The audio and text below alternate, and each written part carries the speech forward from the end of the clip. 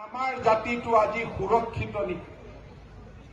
আমি কোনেও ক'ব নোৱাৰো যে আমাৰ জাতিটোৱে ডেকা গুণভিৰাম বৰদলৈ আৰু তাৰ পিছত গজেন শইকীয়া, পুতুল ইংতি আৰু শ্বহীদ জাতীয় অস্তিত্ব ৰক্ষাৰ সংগ্ৰামত সতীন্দ্ৰ মোহন দাস, জলেশ্বৰ দাস, লক্ষীকান্ত ডেকা, প্ৰথমী ডেকা প্ৰমুখ্যে প্ৰায় ৮৮ জন লোকে এই মৰিগাঁও জিলাতেই জাতিটোক নিজৰ বুকুৰ তেজেৰে জাতিটোৰ চৰণ ধুইছিলে।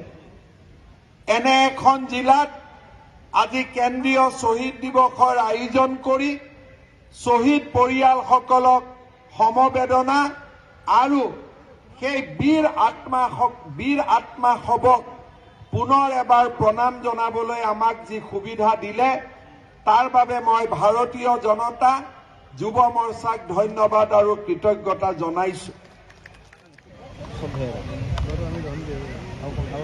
তেখেতক আমি ধন্যবাদ জনাইছো। এতিয়া আছে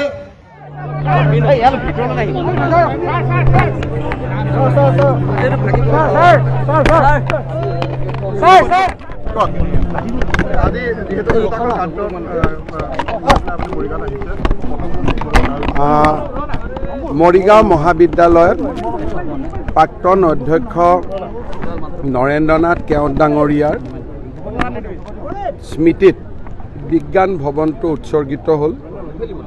মহাবিদ্যালয়খনত গৈ যথেষ্ট ভাল লাগিলে। মৰিগাঁও মহাবিদ্যালয়ৰ বাণিজ্য শাখাটোৰ সন্দৰ্ভত চৰকাৰে এটা পজিটিভ ডিচিশ্যন ল'ব আৰু কেওট ডাঙৰীয়াৰ শ্ৰদ্ধাত যিটো ভৱন নিৰ্মাণ কৰা হৈছিলে সেই ভৱনটোৰ বাবেও আমি চৰকাৰে ১ কোটি টকা অনুমোদন দিম। 10 ডিচেম্বৰ আমাৰ বাবে এটা অত্যন্ত পবিত্ৰ দিন। আজিৰ দিনটোতে শ্বহীদ খৰ্গেশ্বৰ তালুকদাৰে বুকুৰ তেজেৰে আই মাতৃক ধুইছিলে।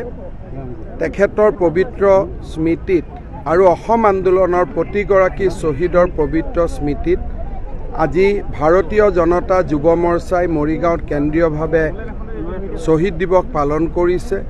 শ্বহীদ দিৱসৰ কাৰ্যসূচীত যোগদান কৰিবলৈ পাই মই গৌৰৱ অনুভৱ কৰিছোঁ।